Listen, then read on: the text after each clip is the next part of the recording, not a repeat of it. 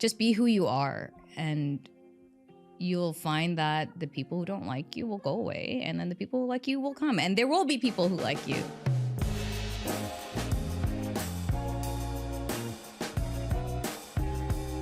Welcome to Soul Food, a conversation that celebrates the flavors, journeys, and stories that shape us. In each episode, I sit with someone who's carving their own path in life, and we talk about the moments, mindsets, and meals that made them. I believe there's so much to be learned from the lived experiences of others, and so I wanted to share these stories so we can all be inspired in unexpected ways. Today I'm speaking with Victoria Cheng, a person who's worn many hats: entrepreneur, food and travel journalist, and TV host, to name a few.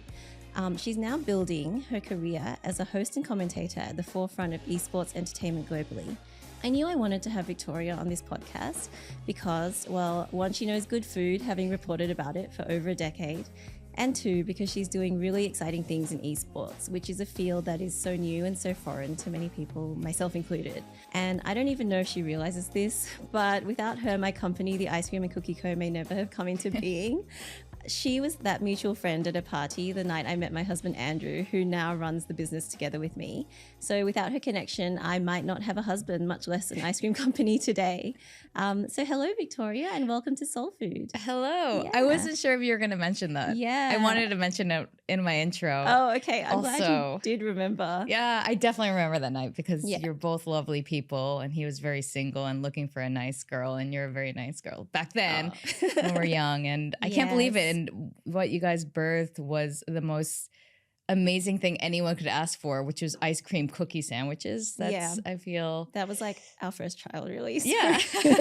Yeah. So I'm glad. Yeah. I mean, when I first met you, you were actually a food and travel journalist. I think you were in that era of your life. So, I mean, and honestly, to many people, that's a dream job because you get to eat, you get to travel, and you get paid for it. How did that come about, actually? And how did that love of food also come about? I think it's so funny because I almost forgot about that phase of my life. Yeah. And to say it's a dream job, because now that I'm getting older with responsibilities, especially financial responsibilities, being a journalist is not the way to make money. So it's funny, but it is a dream job in a lot of ways, and I miss it a lot. I was always interested in food. This is something I've always been fascinated with since I was young. Did that come from like family or friends or just personal? Definitely family. Definitely family. A huge influence from both of my parents. The food, culinary stuff in particular, was definitely from my father because he likes to cook. My mom's a terrible cook. I hope she never sees this, but she's a terrible cook. But she's very curious, and she's very into cultures and like the history behind a dish or the history behind like what is. So that's that part. But my father is really into taste and flavors and textures. So he would cook.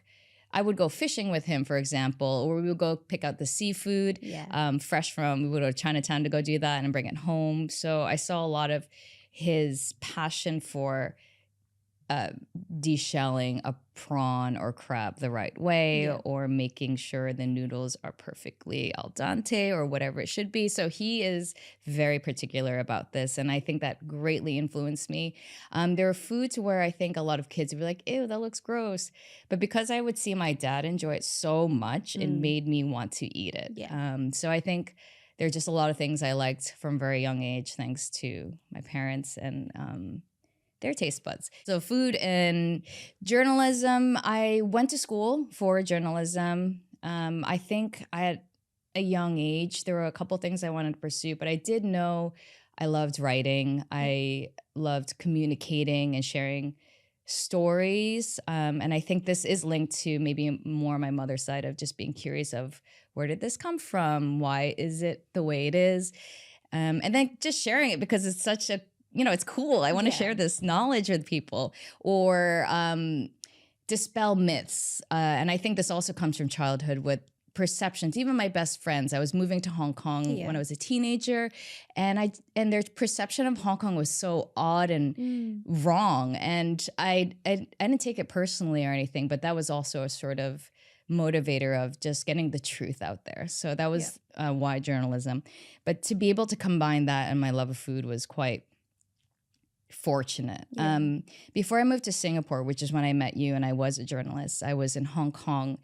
And it was it was a family business. It's not my family's primary business, but my father wanted to start a restaurant. He just had a piece of property that was sitting there around Lang Kwai Fong, and he's like, I've always wanted to do a restaurant. Yeah. And I remember this since we were kids. He was like, maybe we should open a place called IHON, like IHOP, but Okay. International House of Noodles, because we love noodles, and let's just make all sorts of noodles there. Yeah. That was his idea. Okay. We never ended up doing that. We ended up going with a very different concept of bringing American food and coffee and things like that to Hong Okay. Kong. Yep. Especially New York stuff, which was where I grew up. So that's how I started. We started in F&B, but we Yeah. were very green in the F&B business. I learned a lot from the chefs that we worked with.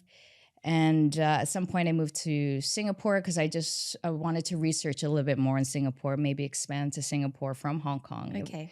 But then through that, got a job with a magazine. It was called Appetite Magazine. It's under Eddie Press Group. And and then I ended up really enjoying that job a lot. Yeah. So I just learned so much during the course of those years doing that work. Yeah. I want to know like how you became the confident, strong person that you are today. We were both Asian kids growing up in very like Caucasian societies. So how was that for you? Like, what do you remember about growing up Asian in America at that time?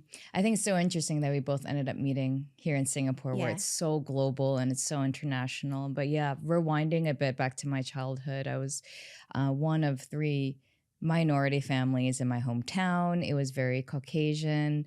It was a really nice town, but Yeah. I think when you just have so little exposure to other people that look like you or share the same culture, your heritage culture, I think, there's going to be, especially back then, situations where kids, families aren't less familiar with where you've come from. Yeah. And of course, that can also lead to bullying. But then I've also had really great experiences that have come out of it too. Yeah. Yeah.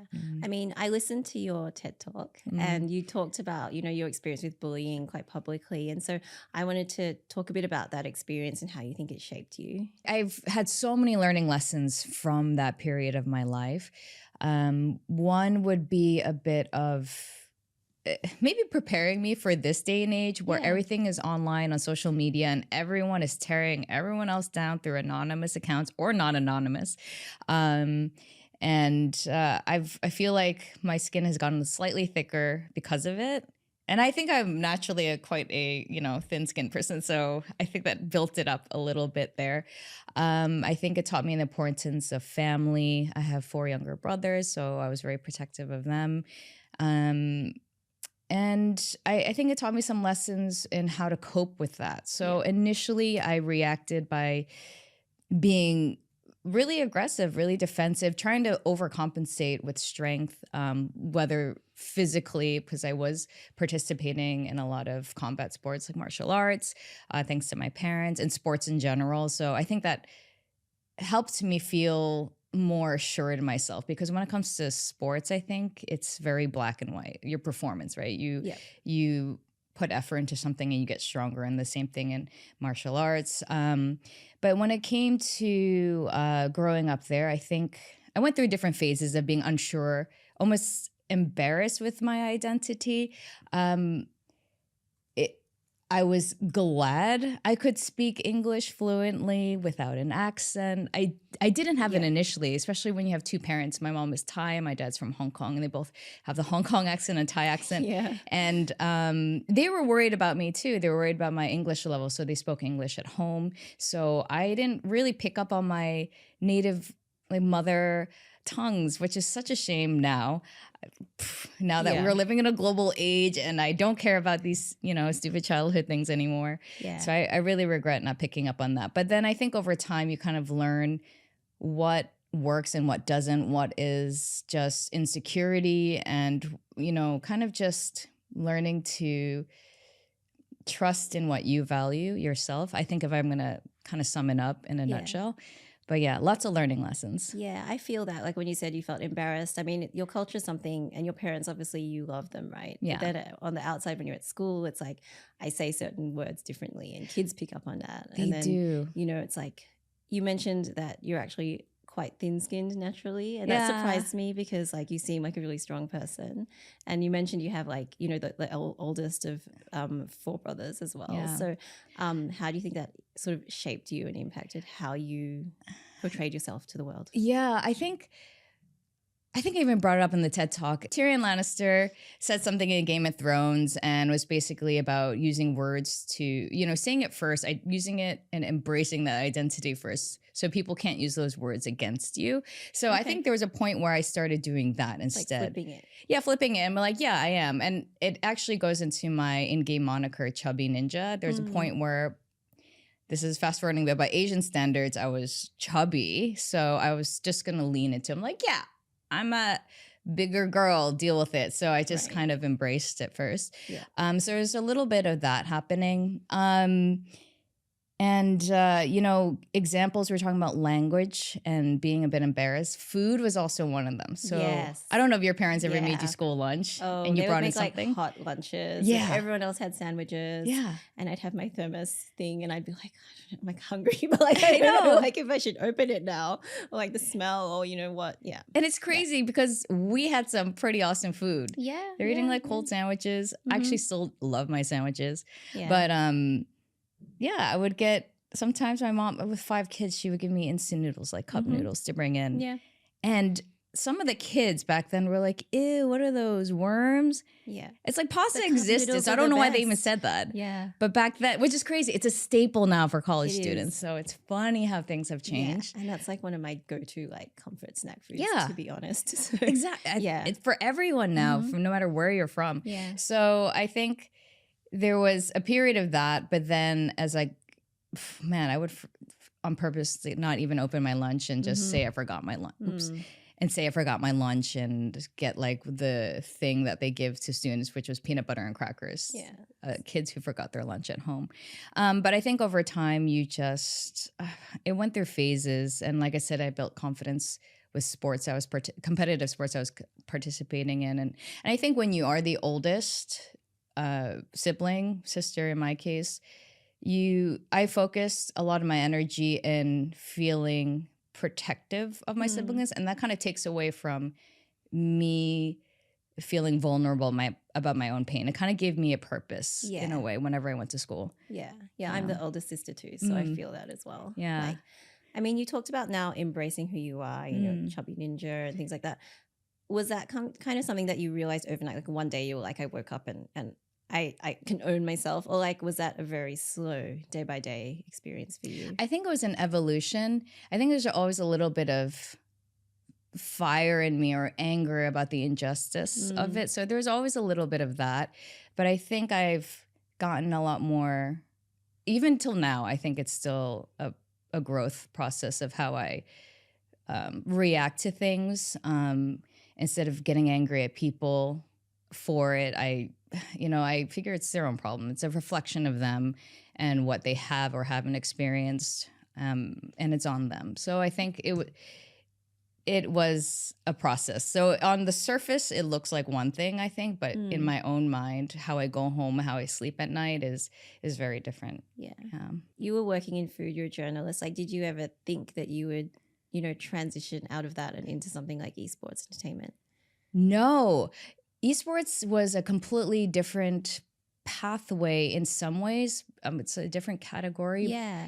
But it was one of those things I also wanted to do very much since I was young. Okay. I would say food and definitely gaming. I used to interview for part-time jobs at GameStop. Okay. And I will always remember trying to just give them my resume to the store clerk, and this. Were you successful? Like this guy? No, I don't want. He was so rude. Yeah. He was just like, "What do you know?" It's like, "You're a girl. Like, what do you even play video games?" And I'm like, "Okay, what? Like, why would I be in here? Yeah, if I didn't. Yeah, like I could go to anywhere else and try to like apply for a little cashier job. Right. Yeah, and then he just started doing the thing where he's like, well, explain all the internal components of this PlayStation 2 or something. I was like, that's not Right. it. Like, no one talks about that. What do you I think even? nobody asks that question when they're Yes. going to the shop to buy something. Yeah, they're like, how do the internal components work? Yeah, it was. He was just mocking me. So Okay. it was. Okay.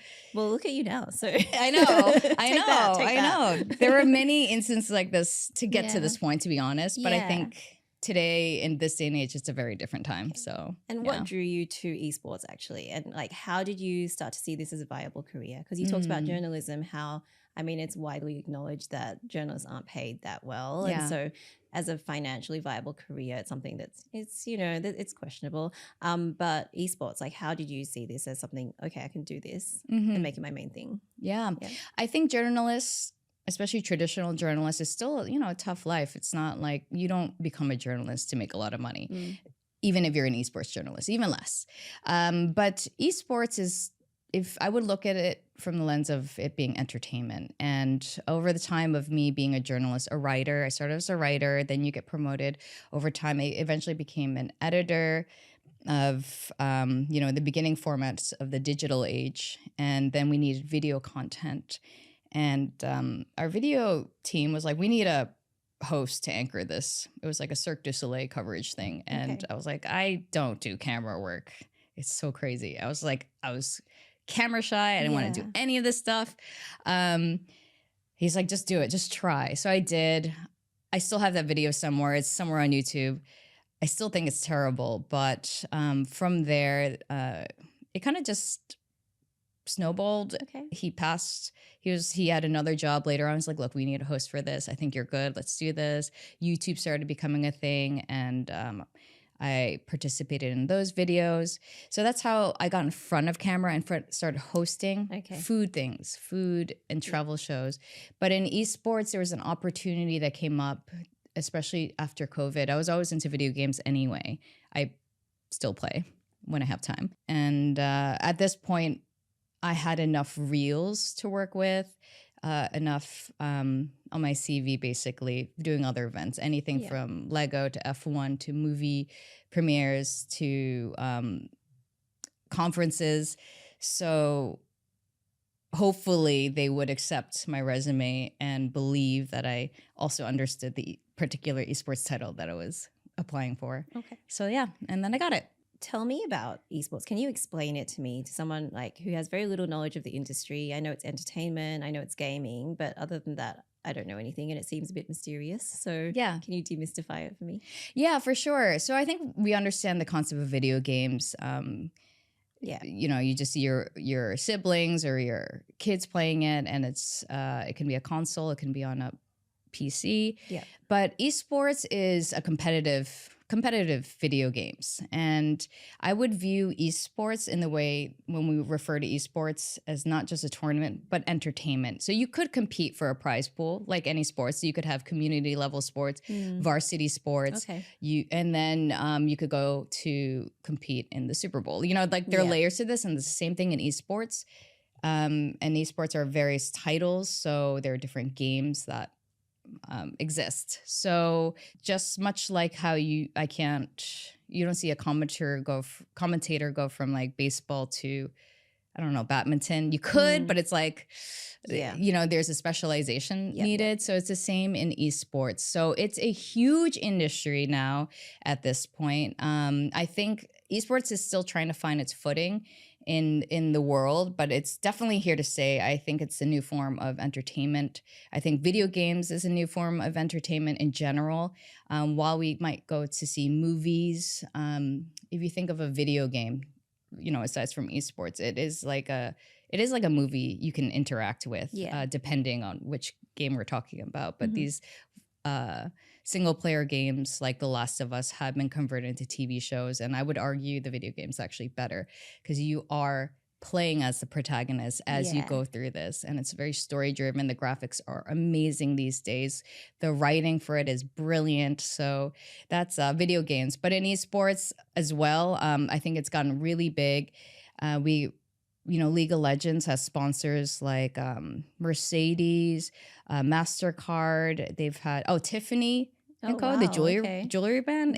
They're the main sponsor for the trophy. Okay. So yeah, it's a huge, huge industry, and it's really cool to see where it is today. Yeah. I remember attending my first esports event in a major arena, and I was emotionally very touched by the whole thing. I was like, we've come such a long way. We're not the stereotypical, like, troglodytes in the basement. The negative stereotype of it. It's a very, it can be a very prestigious thing now. Yeah. So. Tell me about, like, I'm sure there's challenges, as there are every time you transition into something new. So were there challenges specific to starting out in the esports industry? Skill sets definitely transfer, I think, as a host or commentator. Okay. A lot of them are young, very young, especially they're literally half my age. It's crazy. But having a background in media, I think, helps a lot in this place. But coming in as a woman, an older woman, there were some challenges. The first job I got was here in Singapore. It was for a esports awards event, and myself and another guy who was a singer songwriter here in Singapore, I was asked to prove I was a gamer and I played video games, and they never asked this guy at all, who's never shown on his socials or anything that he games, because he's a singer. He definitely games, but like no one would ever know because he never talks about it. So it was crazy that I was asked to prove it with videos, and I don't know how. Like they wanted to see videos of you playing a game. Luckily, I had stream footage. Like, what if I didn't have that? Like, what? Like, how do I prove that? What do you do? Like, is there a quiz that I take? Like, do you want to come over and watch me? Yeah. Do you want like a certification of like real gamer? I'm like, what is this question even? So it was crazy. So that was super memorable. And then as I started getting more gigs, PlayStation, I have to really thank them. The team there, they knew I was super into gaming, and that's why they hired me to do some of their launch events. And I just remember other people in the community who have been in the Singapore community for a long time were questioning me as well, because I was known as a food and travel lifestyle. So different. Content creator, whatever it is, but I was in a very different category. So they didn't really believe it either. So all that's changed now. I'm friends with all of them now, and it's okay. And I don't have to feel prove yourself. I don't have to prove anything. And now if there is the occasional person that does say it, I don't even care. I don't even care anymore. I think that comes with that's a really nice thing about getting older. It's like you just care less about what other people think. And proving yourself to these people who don't trust your credibility. Right. Because I know what I am, so it doesn't matter. Yeah. What do you actually enjoy the most about your work today? I think I'm so lucky to be able to work in industries that I grew up just being passionate about. This is always stuff that I thought would be a side hobby or something. So to be able to make it my full-time job is really cool. I think there are the aspects of why I love these industries or jobs in the first place. The same reason why I loved it when I was young. Like I mentioned with food, I think it's so complex. Actually, it goes beyond the dish. It goes into the stories. It goes beyond the history. Even it goes into the stories, the moments at the table when you're eating this food and the things that are happening around it. And I think it's the same thing for gaming, actually.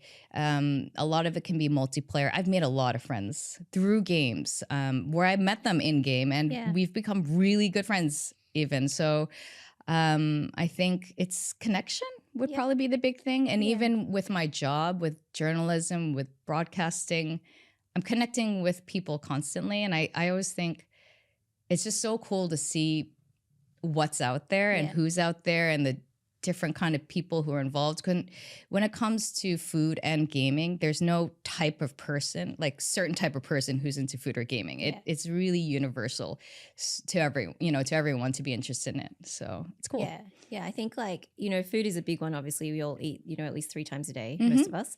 So that's a big connection. But I think any pursuit, any interest, it's really, sometimes it's not so much about that activity, but it's like the feeling that you have and the meeting of people who are interested in that, and that's what makes it meaningful. Right? Exactly. It doesn't even need to be fancy foodie gourmet stuff. It can even be the people at the gym who just want their gains and they're counting their macros, but there's like a connection over that too. Yeah. And it's like, all right, how can we get the most protein out of, oh, don't eat that chicken. And it's like the conversations over the things we put into our bodies is, I think, super interesting. Yeah. I mean, talking about food, like I went on Reddit because I wanted to read about like what, gamers eat actually. And so You asked Reddit? yeah, I asked What Reddit. came up? So it ranged from like, drinking beer and like Mountain Dew and energy drinks to like eating chips or Cheetos with chopsticks because then your fingers don't get like the seasoning on That's them. true. That's a technique. I was like, I would probably enjoy that.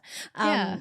But finding things you can eat with one hand, like a wrap, So has your perspective or relationship with food changed, going from a food journalist to now someone who's reporting on something completely different? And I think the image of food in your industry is quite different as well. Like how has that changed? Not really, to be honest. I think it's because I've always played video games, so it's not like anything changed actually. Yeah. And it's true. There's sometimes when you could say that when you're sitting in front of your computer doing anything, your work or you're sitting in front of the TV and you're just snacking on things that are easy to eat and easy to snack on. So it hasn't really changed a lot.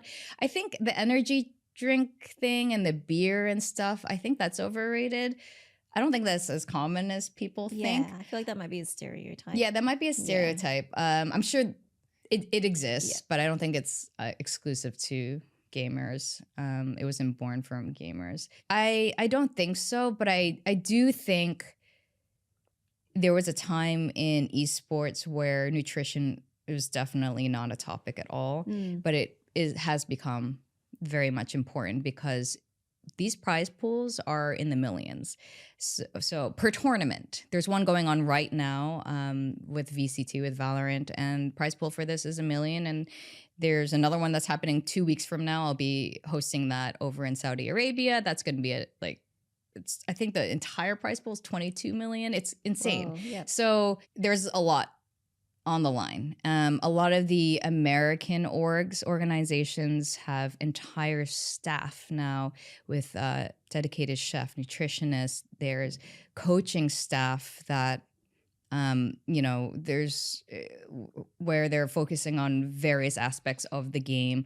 There's mental performance coaches because you don't want your guys cracking under pressure. So it's very much like traditional sports, or physical sports. It sounds like athletes, right? Yeah, the level of 360 care that they have. So exactly. Do you see that coming into esports? Yeah, as well? It's definitely starting to come in. It's definitely existed in America, probably the longest. Europe as well, because these two regions have some of the strongest esports teams, and Korea as well. Okay. Now, APAC, our region, we were slower to pick up. I'm happy to say, though, Southeast Asia's definitely in Valorant has made a mark right now. And a Singapore team, Paper X, is the top 3 at the moment as we speak. So it's great. I'm very happy about this. But yeah, now they are a little bit slower on the uptake of this, but now I see an evolution of this as well. And people caring about their health more, they're working out more, they're looking at their nutrition more. Paper X in particular, to use them as an example, hired a performance coach this year, and they've completely changed their diet, and it's affected their performance vastly. And it's last year, for example, I've seen teams get food coma. They're eating really yummy food before a tournament, and they crash, they food coma. And you see that performance happen where they don't normally perform like that. Right. So it's completely changing right now, how they eat. And I think when it comes to enjoying food, that's very individual. But one thing for sure about being in Asia Pacific, since most of the players are Asian, I can tell you most of us come from, families that make sure we eat right. Mama wants you have a good home cooked meal, whatever heritage you come from, whether you're from Malaysia, Indonesia, Singapore, Japan, it matters. Food really matters all out the here. Mamas are united in that. Yes. It really matters. Yeah. I think there's a lot of appreciation for food out here. Yeah. I mean, that's really interesting. You mentioned the crash after you eat, before you have a big, performance or something. Because I had a really strict Russian piano teacher growing up. Yeah. And before my performances or exams, she would be like, you are not eating this day. You eat really little in the morning. Yeah. And then You don't want all your blood to be in your stomach. You want it to be in your fingers and you want to play. And so she was really strict on that. And so that kind of just reminded me of, the performance aspect. Wow. She sounds very strict, but strict. she sounds very correct on that part. Yeah, she was correct. I mean, she delivered results, right? Yeah. This lady. You talked a bit about, the prize pools and the level of competition nowadays. And it is about competition. It's about performance. It's a sport as well. Do you know much about the pay scales of, competitors nowadays? In terms of their salary? Yeah, or in terms of in their salaries and also, what they could potentially earn when they win a competition. Yeah. It depends on which title, which esport, to be honest. I would say all the Riot ones seem to be doing really well. PC ones do really well. Counter-Strike, Valorant. Okay. League of Legends still as well. I'll know the most about Valorant, so I'll refer to that. America's, I think they almost ruined the market in a way. Their salaries are insane for some of the top performing players. We're just talking about monthly salaries, and these are like 18-year-old Tell me, kids. I'm like so curious. Yeah, they could be pulling in 20 grand a month. Whoa, wow. Yeah, so that's on the higher end. Okay. But it's not absurd either. I think in Asia, it would probably range from 10 to 15 grand for the better players a month. And yeah, these are tier one. These are like top of the top. Okay. But I mean, they're 18 years old and they're playing a video game. So it's very impressive. And that's just the base salary. So that's not including the bonus you might get from the prize pool. Every org does it differently, though. There's a different contract agreement with how much you're taking home from that. But often, of course, there's a lot of incentive that the org will give the players to say, if you win this, then you're going to get, a bulk of the prize pool. So like I said, it's $1 million, but then that's the prize pool and that will be split up. Like the lowest team will probably walk away with 10 or 15 grand. And then first place gets the lion's share.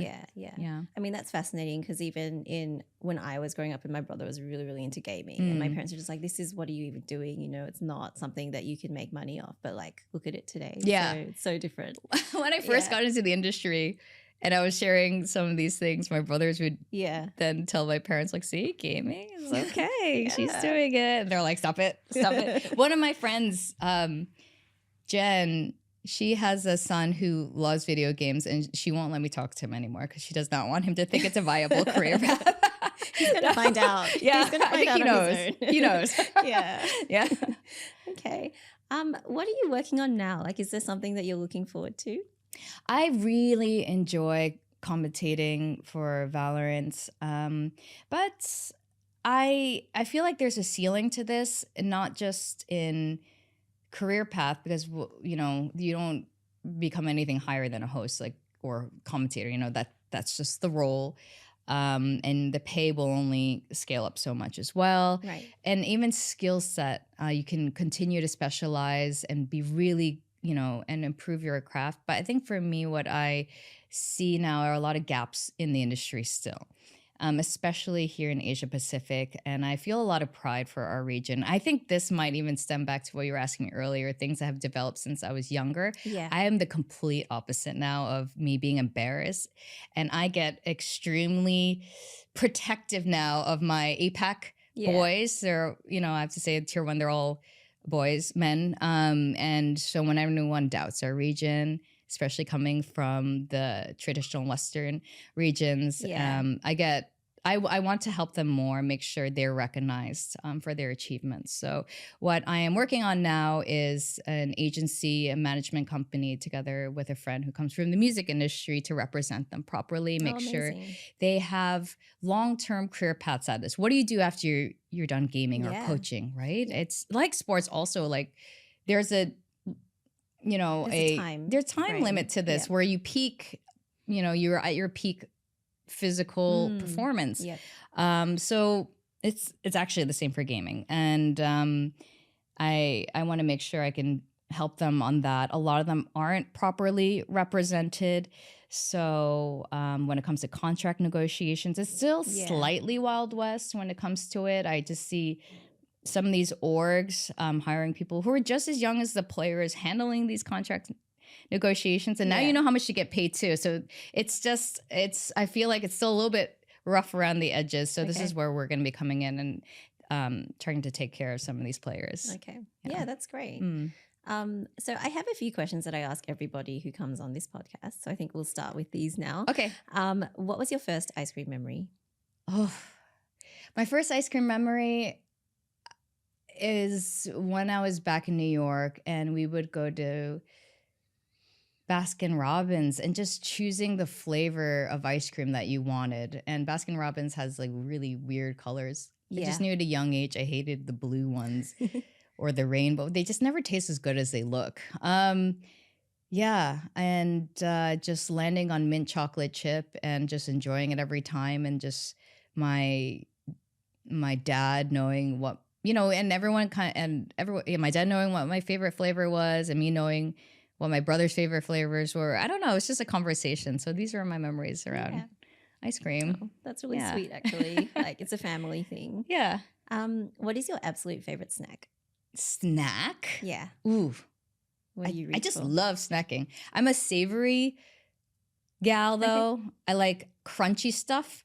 So things are really crunchy and savory, or I like really chewy stuff. So I like a like mochi kind of mochi. texture. Yeah, I love like chewy stuff.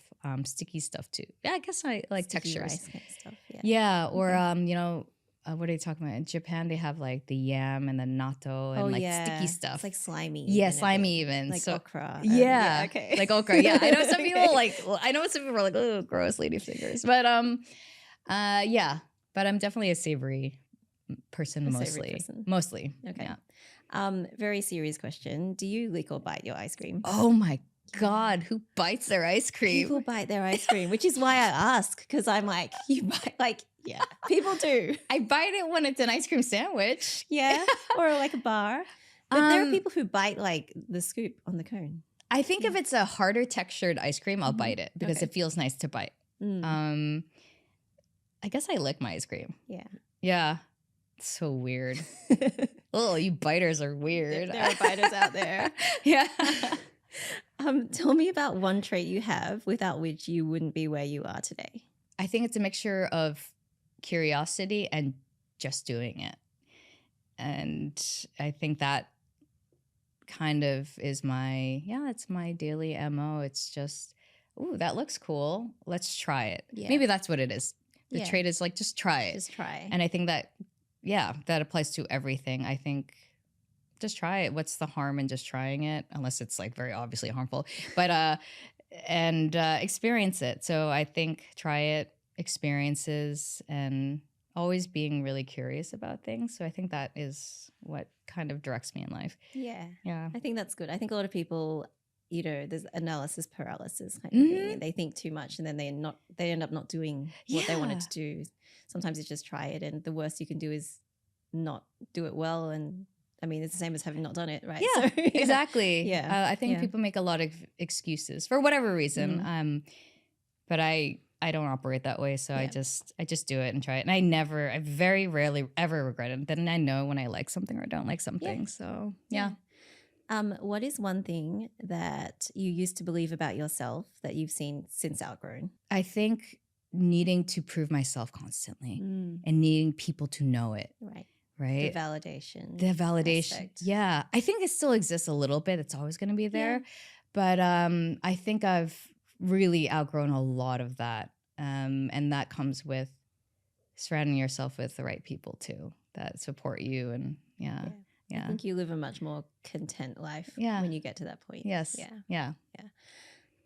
What is one thing you think everyone should eat in their lifetime, and why? The one thing they should eat should just be something they think is weird and gross even. That they don't understand. Just try it.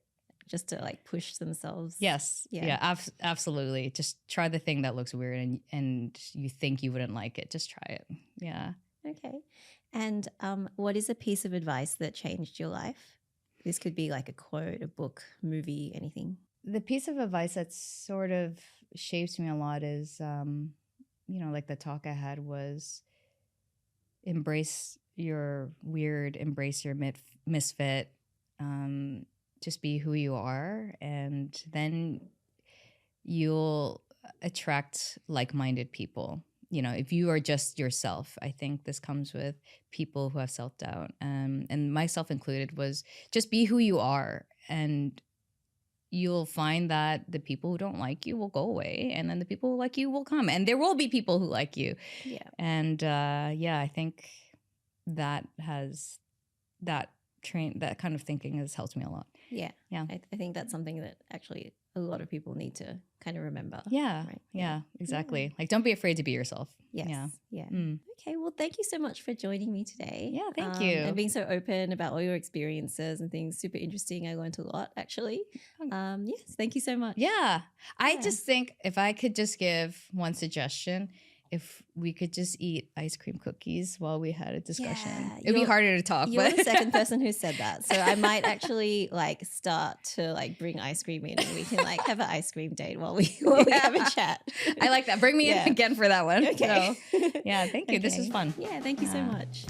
If you enjoyed listening to Soul Food, please give us a 5-star rating, subscribe, or share an episode with your friends. It helps us grow so we can continue bringing you thoughtful conversations.